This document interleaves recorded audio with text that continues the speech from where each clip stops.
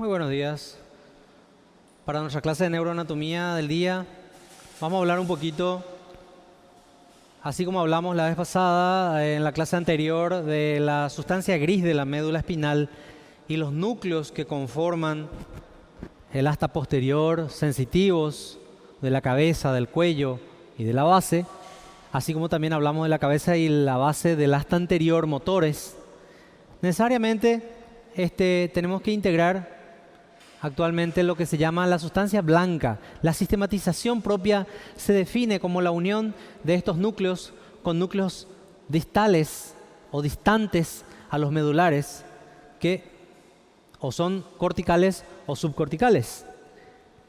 En el caso de las vías ascendentes, hablamos de vías informadoras. ¿Por qué? Porque son sensitivas, van hacia la corteza, nuestro plano consciente. Son vías sensitivas o sensoriales. Constan de 3 neuronas. La primera siempre en el ganglio, en este caso de la raíz dorsal, o si vemos en el caso de vías motoras que nacen de los núcleos de los pares craneales hacia la corteza, entonces son lógicamente o conectados con la corteza a través de las piramidal córtico-nuclear, son siempre en un ganglio, ¿verdad? Siempre en un ganglio. Por ejemplo, el ganglio de Gasser para el quinto par, el ganglio de Corti o Scarpa para el octavo par, etc. En el caso de la médula, son equivalentes los ganglios de la raíz dorsal, de cada nivel. En este caso, el asiento de la primera neurona es siempre en un ganglio, en el ganglio de la raíz dorsal.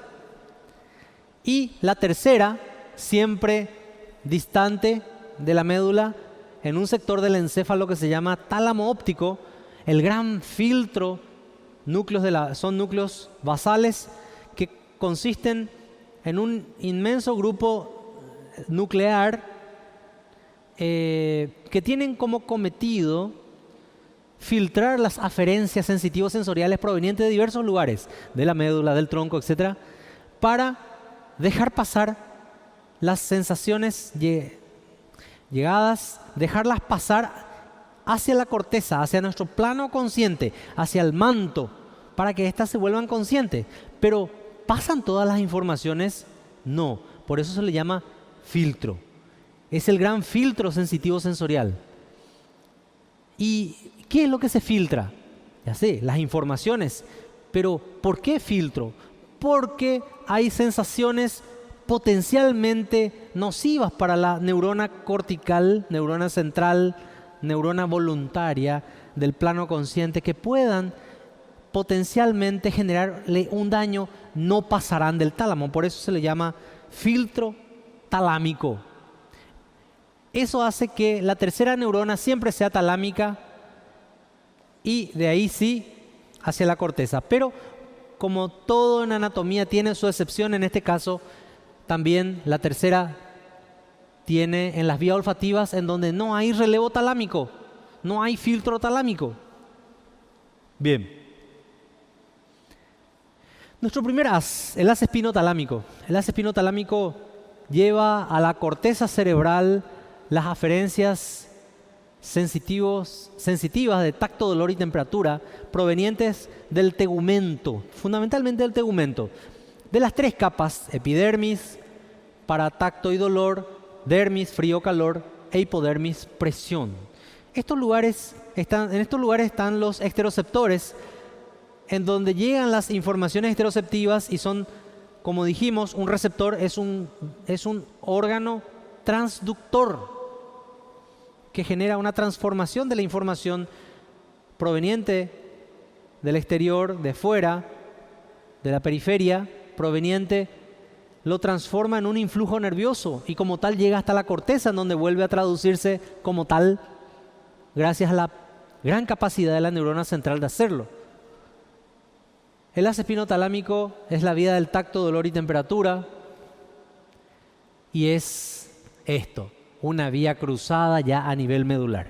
El as espinotalámico cruza a nivel medular una vez que nace, toma contacto con la cabeza del asta posterior, con los núcleos de Waldeyer para el tacto o el núcleo gelatinoso de Rolando para el dolor o la temperatura, y esto a su vez, el axón de las deutoneuronas o segunda neurona cruzará la hemimédula opuesta, acá vemos, cruza la hemimédula opuesta por delante del conducto del epéndimo,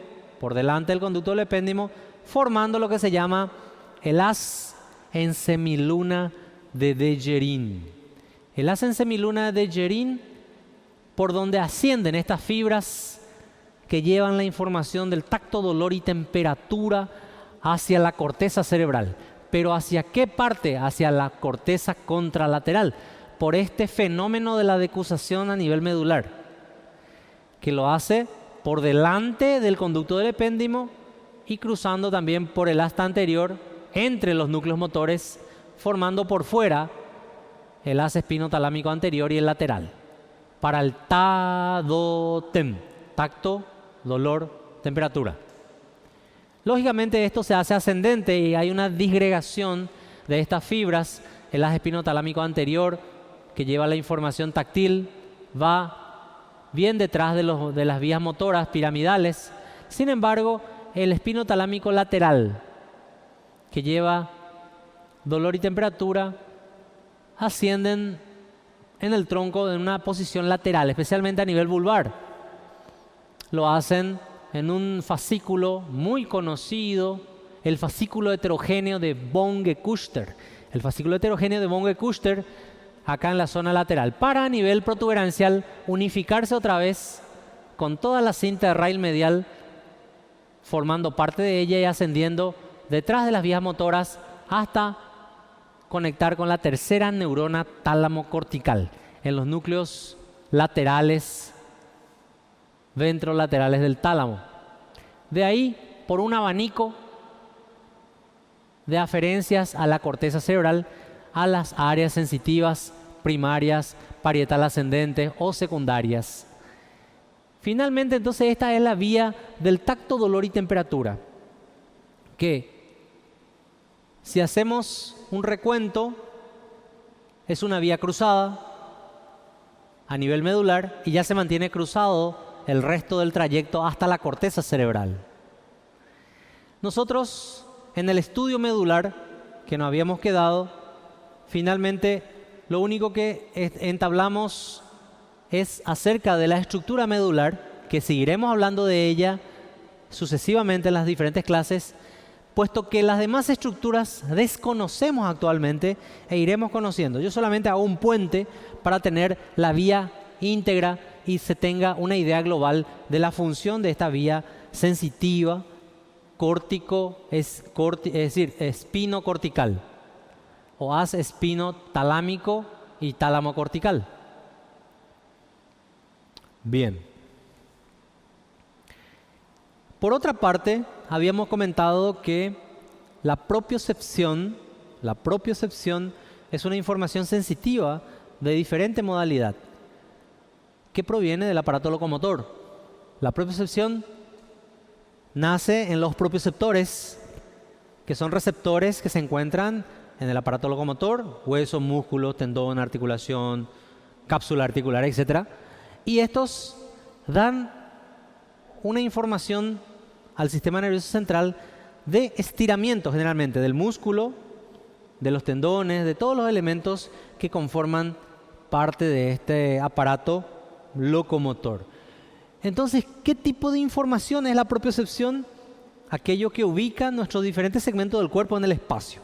Y escuchándolo así, no le damos mucho sentido, no le damos mucha importancia, pero es aquel que nos dice que mi mano está sobre mi cabeza, que mi pierna está levantada, sin tener yo que estar mirando ese efecto, me informa de la posición de los diferentes segmentos del cuerpo en el espacio. Esa es la propiocepción. Es una información sensitiva, pero del aparato locomotor para la corteza cerebral. Esta información, si llega a la médula, tiene tres opciones, habíamos dicho. Una, formar parte del cordón posterior para ir a la corteza cerebral, para informar a la corteza de la ubicación de los diferentes segmentos del cuerpo en el espacio. La segunda posibilidad es que vaya al cuello del asta posterior. Vamos a ver un poquito.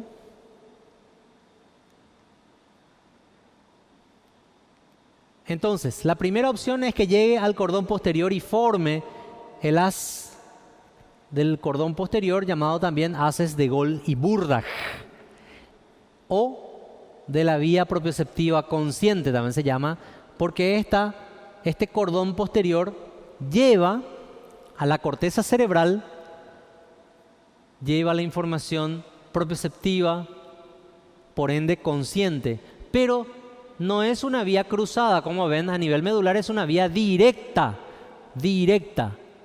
pero su decusación lo hace recién a nivel vulvar bajo.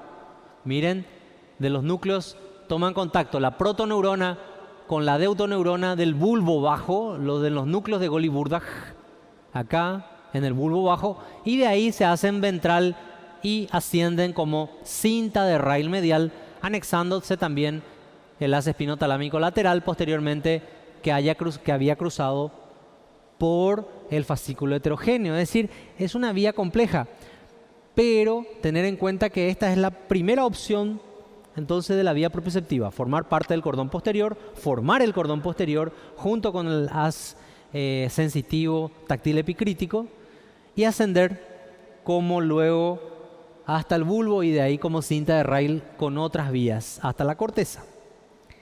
Tener en cuenta que esto explica perfectamente otra cuestión muy importante, que cuando está dañada la vía sensitiva, consciente del tacto, dolor y temperatura, especialmente del tacto grueso, burdo, que viaja con el haz espinotalámico, se daña con la siringomielia de la disociación de la sensibilidad por un evento que se llama siringomielia, un proceso degenerativo periependimario que lesiona esta vía, pero la vía epicrítica viaja con la vía del cordón posterior, con los haces de Golgi-Burdach, y queda como salvada esa sensación táctil, pero una sensación táctil mucho más eficaz, nociceptiva o discriminativa, puesto que es capaz de diferenciar dos puntos mínimamente separados en el espacio. Significa que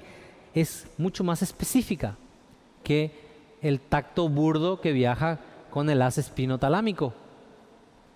Entonces, el tacto está salvado, puesto que el proceso de la siringomielia no afecta al cordón posterior. Bien. La vía propioceptiva en conjunto vemos, lógicamente, la protoneurona en el ganglio de la raíz dorsal, su vía que lo forma como una vía ascendente que llega ipsilateralmente del mismo lado, homolateralmente o ipsilateralmente hasta los núcleos de Golgi-Burdach en el bulbo bajo, donde encuentran a su segunda neurona o deutoneurona de esta vía médulo-encefálica de la sensibilidad propioceptiva.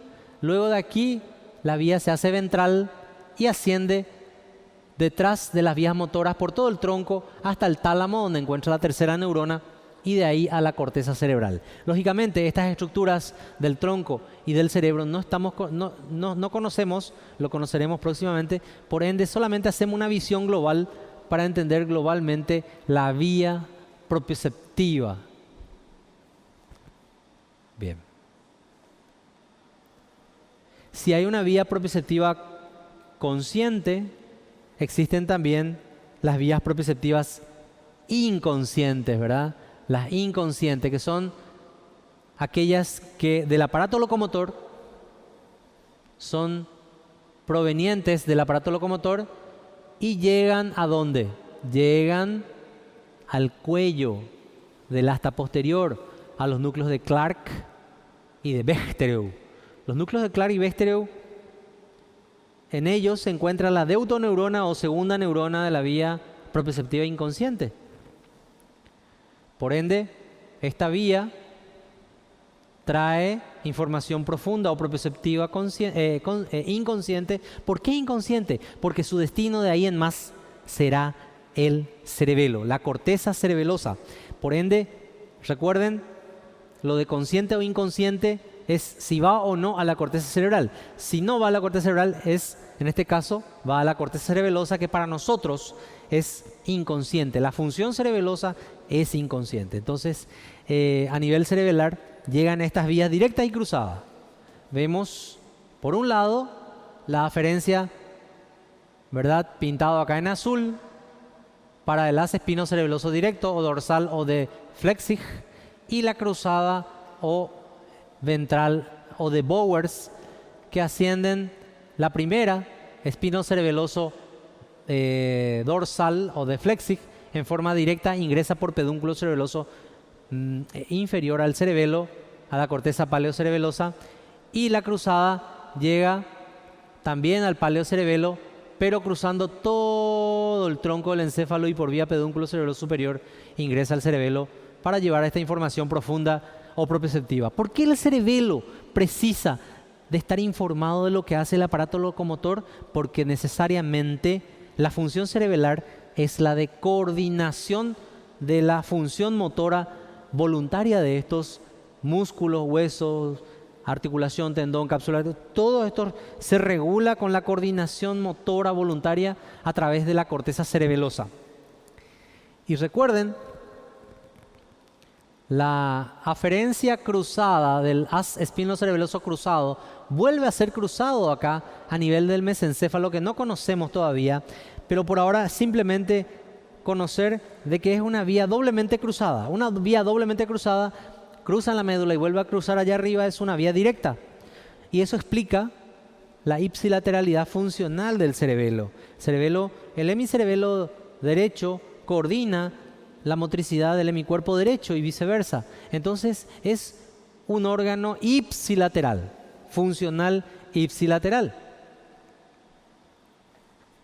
A tener en cuenta, entonces, las aferencias que vienen de los esteroceptores llevan desde la cabeza del asta posterior, van a través del haz espinotalámico a la corteza por una vía cruzada, o si vienen del aparato locomotor, lo hacen por el cordón posterior a la corteza cerebral por una vía directa a nivel medular y cruzado luego en el bulbo bajo. Y si lo hacen en forma, es decir, la primera neurona o protoneurona sinapsa con la neurona deutoneurona o segunda del cuello de la médula espinal, del cuello del asta posterior de la médula espinal, entonces formarán los haces espinocerebelosos y de esa forma llegarán a la corteza cerebelosa para la propiocepción inconsciente. Estas cuestiones iremos repitiendo porque de hecho parece un trabalenguas y generan confusiones. Así también, las aferencias sensitivas sensoriales deben llegar a la corteza cerebral para volverse conscientes. Por eso dijimos que las aferencias a la corteza cerebelosa son inconscientes para nosotros, son inconscientes. Y acá vemos las aferencias en conjunto del haz espinotalámico, ¿verdad? Tanto anterior y lateral, o del cordón posterior, formando la cinta de raíl medial y finalmente uniéndose todas para llegar a sinapsar con la tercera neurona del tálamo de los núcleos laterales o ventrolaterales del tálamo y de ahí a la corteza primaria sensitiva, área 321 de Brodmann. A tener en cuenta, y qué cosa que sabremos mucho mejor después, que las vías sensitivas ascienden en todo el tronco detrás de las vías motoras. Entonces es una ubicación ya fácil de entender.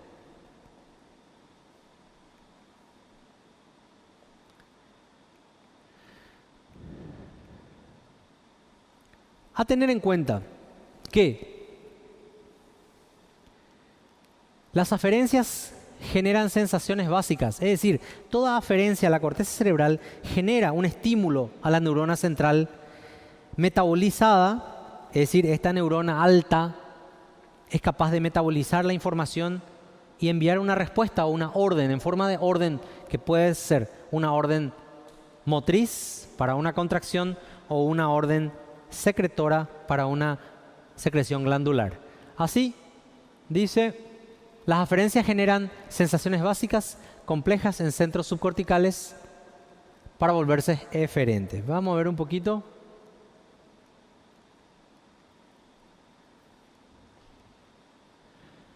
Pero es aquí donde vamos a partir y luego haremos una recuenta o un recuento de todos estos datos próximamente para entender.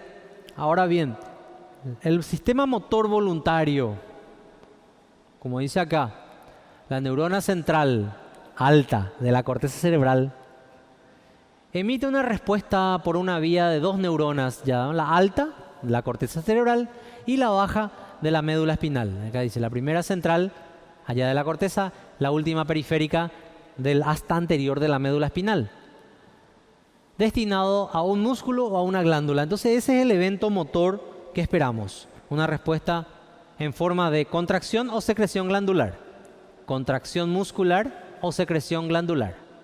Una respuesta rápida por vía de dos neuronas, una alta y una baja. La alta de la corteza, la baja del asta anterior de la médula. Entonces tenemos una vía corta, en realidad no es corta, pero es menos compleja que las anteriores, para formar lo que se llama el haz piramidal o haz motor voluntario.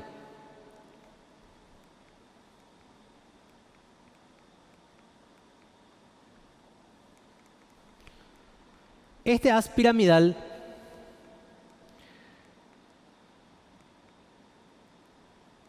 vamos a hacerlo menos complejo así, nace en el manto, prácticamente en todo el manto. Anteriormente se tenía en cuenta que el haz piramidal nacía solamente de la frontal ascendente, del área 4 de Brodmann. Hoy por hoy se sabe que todo el manto emite en abanico fibras para el 100% de este haz piramidal o haz motor voluntario, que lógicamente su origen, la neurona alta, la neurona cortical.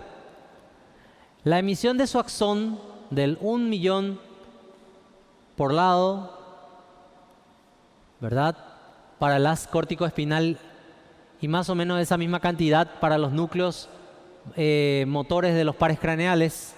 Entonces descienden por un desfiladero en donde todo el abanico de fibra se aprieta en un mazo consolidado en la cápsula interna, estructura que no conocemos pero que más adelante, y ahora para tener una visión general nada más, lo citamos.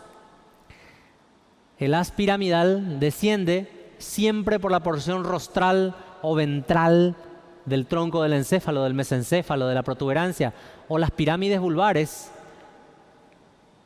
Y finalmente en el bulbo bajo ocurre el fenómeno de la decusación piramidal, en donde el 85% de las fibras motoras de ventral se hacen dorsal y descienden por el cordón lateral de la médula, que están destinadas para la inervación motora de los miembros, es decir, de los músculos del miembro superior e inferior. Y el 15% sigue directo, desciende por el haz, es decir, por el cordón anterior, y cuando llegado a su lugar de emisión, cruza la médula opuesta y toma contacto con la motoneurona del asta anterior. Entonces, haz piramidal cruzado y haz piramidal directo, finalmente, teniendo en cuenta el punto de la neurona del asta anterior, ambos son cruzados. Uno cruza a nivel vulvar y otro a nivel medular. Uno, el 85% trae las fibras para la inervación de los miembros superior e inferior, y el 15% restante desciende en forma ipsilateral u homolateral por el asta anterior de la médula, en donde cruza la hemimédula opuesta para tomar contacto con la motoneurona contralateral. De esta forma, el haz piramidal directo y cruzado, ambos finalmente son cruzados. Esta motoneurona del asta anterior llega finalmente al efector universal, que es el músculo para una contracción muscular o una secreción glandular. Entonces el haz piramidal, motor voluntario, es el estigma viviente de lo que da la característica más importante al ser humano, su capacidad de motricidad y de generación a través de los movimientos musculares de contracción y relajación del habla, de la expresión, del caminar y de toda la expresión verbal o mímica que uno pueda expresar, como yo mismo lo estoy haciendo enfrente a ustedes en esta filmación. si existe un sistema motor voluntario que nace de la corteza cerebral, a esto obligadamente necesitamos agregarle lo que se llama el sistema motor involuntario, que nace en el núcleo, los núcleos de la base, primeramente en el caudado, en el lenticular, y ellos informan a estos núcleos subcorticales del tronco para que finalmente de esto desciendan las vías extrapiramidales. ¿Qué son las vías extrapiramidales? Son vías subcorticales que nacen en los núcleos estriados y emiten fibras a partir de estos núcleos del tronco que no conocemos, que conoceremos luego, y llegan hasta la médula espinal para tomar contacto finalmente con la vía final común, o sea, con la motoneurona del asta anterior, la única capacitada para llegar al efector, al músculo. La vía final común o motoneurona del asta anterior es la única capaz de tomar contacto con el efector universal, el músculo, y generar un movimiento. Por ende, el sistema extrapiramidal son sistemas motores involuntarios o semiautomáticos que acompañan a los voluntarios. ¿Cuáles son estos? ¿Como qué, por ejemplo? Por ejemplo, el balanceo de los brazos al caminar. No pensamos en ningún momento que al caminar balanceamos los brazos, no estamos conscientes de eso, sino que balanceamos sin darnos cuenta. O cuando nos incorporamos de la silla, nos levantamos, de adelante la pierna, traemos hacia atrás y nos levantamos. Entonces, eso lo hacemos en forma involuntaria. O cuando escuchamos un ruido agudo de un lado, giramos la cabeza en forma involuntaria, la mirada conjugada de los ojos y la mirada, el giro, el movimiento cefálico, cefalogirio de la cabeza. Es algo totalmente inconsciente. Son movimientos involuntarios o semiautomáticos que acompañan a los voluntarios y nacen en estos núcleos subcorticales y finalmente llegan a la motoneurona del asta anterior en forma directa o cruzada. Son llamados rubro espinal, tecto espinal, olivo espinal, vestíbulo espinal, parapiramidal, etcétera, que tienen como misión generar movimientos involuntarios o semiautomáticos que acompañan a los voluntarios. Entonces, en eso consiste cada uno de estas vías extrapiramidales que llegan a la motoneurona del asta anterior, implican un freno para la motoneurona del asta anterior que se justifica con ese arco reflejo simple, pero tan importante a la vez, que es el cimiento que da la semicontracción permanente de los músculos estriados esqueléticos, que hacen un efecto antigravitatorio para que yo pueda mantener mi estática y no me tire al suelo la fuerza de la gravedad. Entonces nos mantiene erguidos, nos mantiene en una posición erguido, en la estática es fundamental. Ahora bien, si sacamos un freno, una disfunción de alguna de estas vías, la motoneurona del asta anterior, ¿qué ocurre? Se libera y genera lo que llamamos una hipertonía con la rigidez correspondiente, con el temblor correspondiente o el extrapiramidalismo correspondiente. Entonces, interesante entender la funcionalidad y la presencia de estos pares de fibras que vienen desde núcleos subcorticales o troncales hacia el asta anterior de la médula, que pueden generar extrapiramidalismos, movimientos involuntarios, totalmente no esperados, como ser o que estropean a los movimientos involuntarios, la rigidez, los temblores o movimientos, digamos, disfórmicos, como en el Parkinson, en la coreoatetosis o en el hemivalismo, ¿verdad? Que son enfermedades secundarias a disfunción del haz extrapiramidal. Entonces, en conjunto, ¿qué acabamos de repasar? Las vías ascendentes, informadoras, que llevan las sensaciones del tacto, dolor y temperatura captadas por los esteroceptores en la periferia, o de las sensaciones propioceptivas captadas por los propioceptores del aparato locomotor, que llevan a la corteza o a los núcleos subcorticales, y la motricidad a través del haz piramidal o de los haces extrapiramidales. Muchas gracias. Hasta la próxima.